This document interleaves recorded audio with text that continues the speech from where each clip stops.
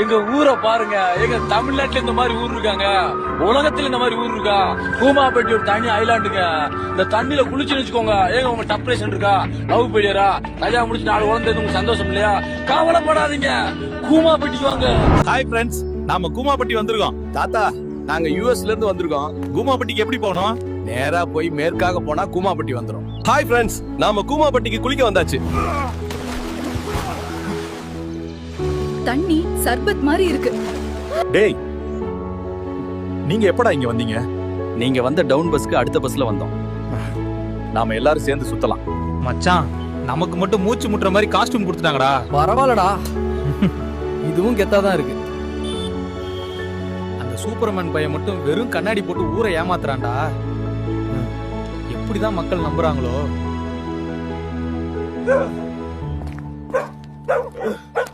ஏன்டா ராஜேஷ் எல்லாம் கரெக்டா பேசுற, ஆனா ஜட்டியை வெளியே போட்டுக்கிட்டு